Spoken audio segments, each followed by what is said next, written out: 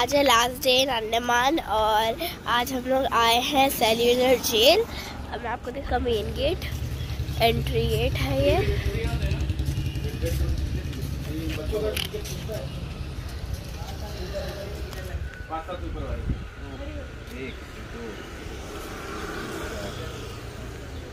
एक दो तीन चार पाँच ये पूरा जेल है।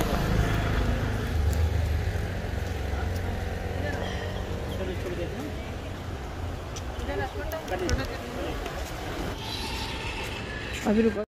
हाय फ्रेंड्स, अगर आप अंडमान आओगे तो फिर आपको ग्लासेस कैरी करना होगा, हैट कैरी करना होगा और स्लीपर्स और कॉटन क्लोथ्स। ये सब क्यों लेना होगा? क्योंकि यहाँ पर बहुत गर्मी है। अभी हम लोग अंदर घुस गए हैं और इसके अंदर का ऐसा कोई है व्यू और यहाँ पर ये लिखा हुआ है। हम चलते हैं अंदर, क्या है ये देखिए।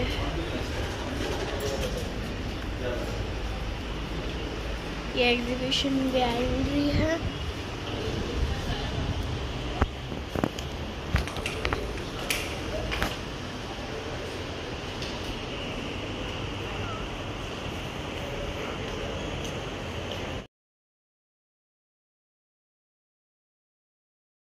चंद्र बोस की फोटो लगी हुई है एक। अभी हम लोग यहाँ आए हैं, यहाँ पर गाइड टूर हम लोग लेंगे एक। पुराना ब्रिटिश एडमिनिस्ट्रेटिव ब्लॉक था। जेलर का ऑफिस, असिस्टेंट जेलर का ऑफिस, अंग्रेजों का गोडाउन इसी बिल्डिंग में हुआ करता था। और जिस गेट से आप लोगों ने एंट्री किया है, पुराना गेट है, 116 साल पुराना, यानी कि पूरा सेल्यूलर जेल 116 साल पुराना हो गया। सामने में दो जोत जल रहा है, दोनों है स्वातंत्र जोत, शहीदों के रिस्पेक्ट में जलाया गया।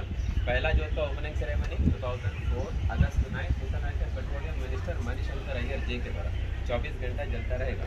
सेकंड जोत का उद्घाटन हुआ था 20। फांसी घर में किसी पॉलिटिकल फ्रीडम फाइटर को फांसी दिया गया ऐसा हमारे पास कोई रिकॉर्ड नहीं, क्योंकि फांसी देने के लिए किसी को अंडमान नहीं लाते थे। इंडिया में जेल थे, वहीं पे फांसी देते थे। अंडमान जो फ्रीडम फाइटर्स आते थे मैक्सिमम लाइफ टाइम इम्प्रिजमेंट, आजीवन कारावास वाले फ्रीडम फाइटर। फिर आने के बाद पॉलिटिकल फ्रीडम फाइटर्स का टॉर्चर में डेथ हुआ था, बीमारी से भी डेथ हुआ था, जबरदस्ती खाना खिलाने के दौरान। जबरदस्ती खाना तब खिलाते थे जब फ्रीडम फाइटर भूख हड़ताल करते थे। उनका भूख हड़ताल तोड़ने के लिए पहले मुंह से खिलाते थे, खा नहीं रहा तो हाथ पांव बांध करके नाक से ट्यूब डाल करके पंप के द्वारा लिक्विड पिलाया गया, चावल का मांस और मिल्क। उस वजह से 10 दिन के भीतर 3 फ्रीडम फाइटर्स का डेथ हुआ था, महावीर सिंह, मोहित मोहित्रा, मोहन किशोर नामदास जी। फांसी उन्हीं को दिया जो अंडमान आने के बाद फिर से यहाँ पे किसी ब्रिटिश ऑफिसर को मारा हो, सिपाही को मारा हो या फिर जेल तोड़ करके भागने की कोशिश की, उनके ऊपर दोबारा केस चलेगा। उसके बाद फैसला होगा, फांसी दो, यहाँ देते थे। तो सेल्यूलर जेल के फांसी घर में कितने लोगों को फांसी दिया गया इसका कोई रिकॉर्ड्स नहीं आए। ये फांसी घर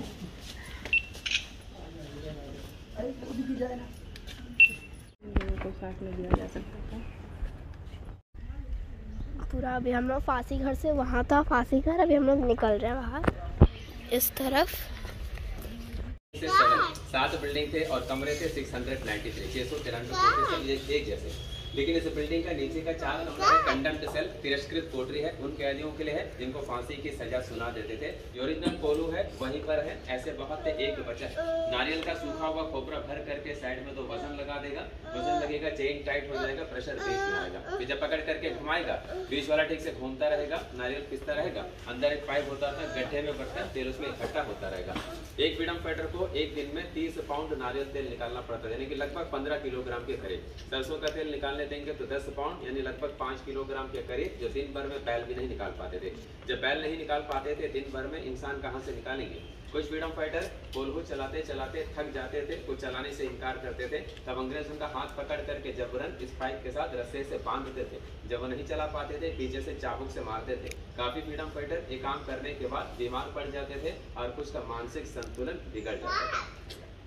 तो रस्सी बनाने का काम किसी भी फ्रीडम फाइटर को देता था तो शाम तक उनको 4 पाउंड रस्से तैयार करना है। शाम में अंग्रेज बैठे थे तौलने के लिए, 4 पाउंड हो गया, सजा नहीं तो सजा के लिए तैयार रहे। सजा के बताएंगे, ये मशीन ओरिजिनल है रस्सी बनाने का। आगे सजा,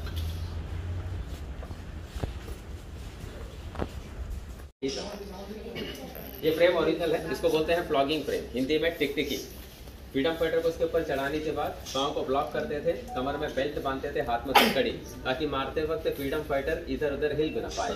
फिर एक पतला सा टॉवल गीला करके पहनाते थे। उसके बाद बैक साइड में मारते थे चाबुक से, यहाँ मारे तो चमड़ी उधड़ जाता था और खून के फव्वारे निकल जाते थे। फिर वो फ्रीडम फाइटर न बैठ सके न सो सके।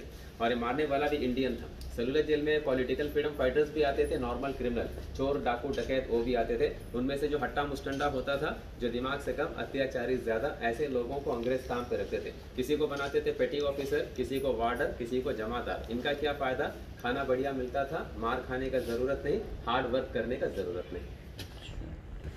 फ्रीडम फाइटर पहला बार अपना काम पूरा नहीं कर पाते थे। इनको एक हफ्ते के लिए कोठरी के बाहर दीवार में एक लोहे का रिंग लगा होगा, उसमें हथकड़ी में रखते थे। एक दिन में 8 घंटा हथकड़ी में रहेगा। अगला पनिशमेंट 2 दिन के लिए बोरे का बना हुआ ड्रेस पहनाते थे। ये पहनने से गर्मी ज्यादा लगेगा, शरीर खुजलाता रहेगा। यूनिफॉर्म, एक कुर्ता, एक हाफ पैंट, गले में डालेगा लोहे का रिंग, लोहे का प्लेट, उनका आइडेंटिटी लिखा होता था, कितने साल से कितने साल का सजा दिया है, जेल का नंबर। Model of cellular jail.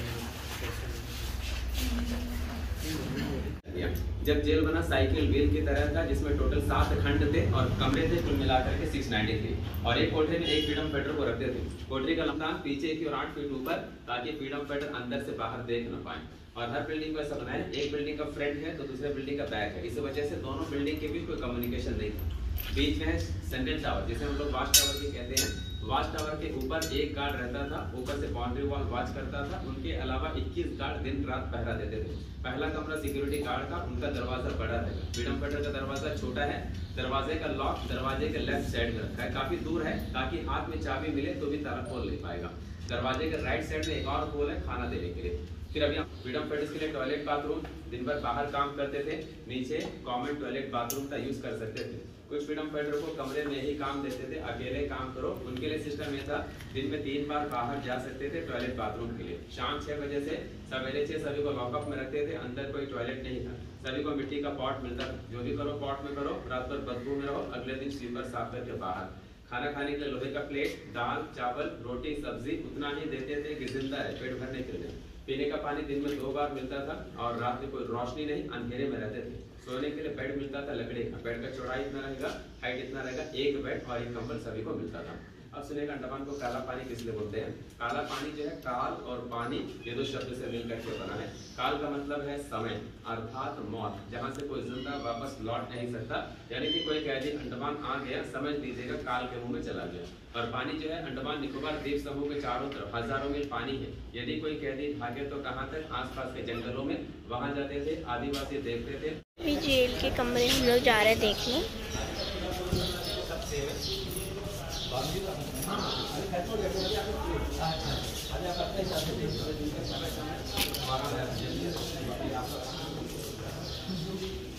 ये खाना देने के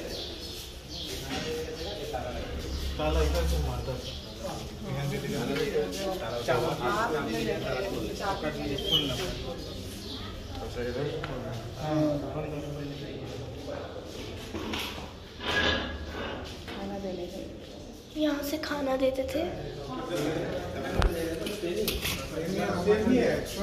और यहाँ पर पूरा यहाँ से लॉक करना था।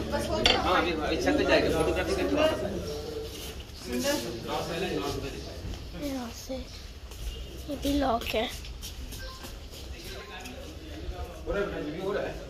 से खाना दिया जाता था और यहाँ का लॉक इधर है, ताकि अगर गलती से कैदी को चाबी भी मिल जाए तो तब भी वो उसको खोल नहीं पाएगा, क्योंकि जैसे ये डोर बंद रहेगा तो यहाँ से कैसे कोई खोल पाएगा, हाथ वहाँ तक पहुँचेगा ही नहीं।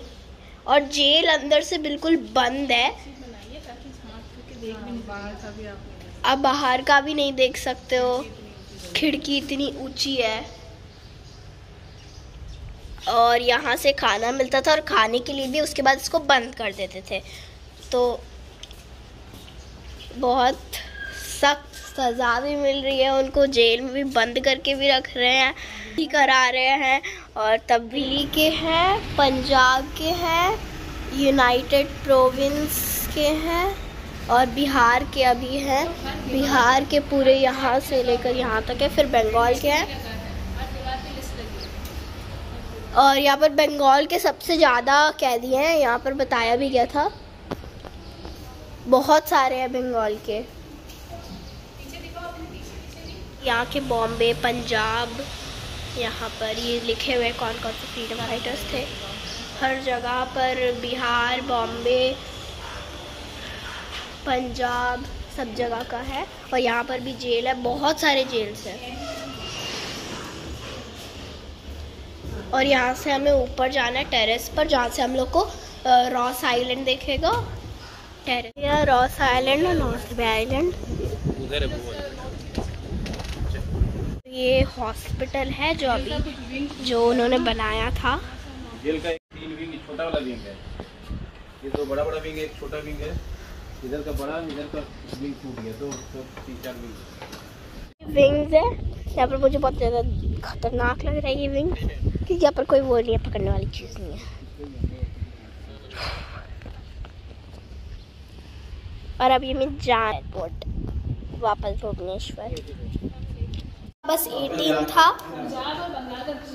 पंजाब और बंगाल में से बहुत सारे लोग कैद हुए थे। बंगाल के तो मैंने देखे कि 163।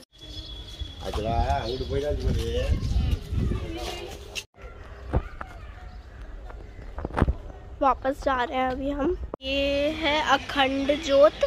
यहाँ पर LPG वाले इसको फ्री गैस प्रोवाइड करते हैं। अखंड ज्योत है। ये है स्मृति स्तंभ। यहाँ पर जो लोग मरे थे उनकी यादों में बनाया गया था ये वाला। पीपल का पेड़ जो 100 इयर्स पुराना है। और यहाँ पर सारी लाइट साउंड शो जो होती है उसकी स्टोरी टेलिंग होती है, जो ये सुनाता है बिल्कुल करते थे वो क्या हुआ था उन सभी के बारे में ये वाला पेड़ बताता है। लाइट साउंड शो खम्भ आया था जिसकी वजह से ये पेड़ गिर गया था, तो इसको तने से ही मतलब गिर गया था पूरा। तो हमने इन लोगों ने क्या किया, एक फिर से तने से ही उगा दिया, दोबारा से वो लगा के पेड़ को।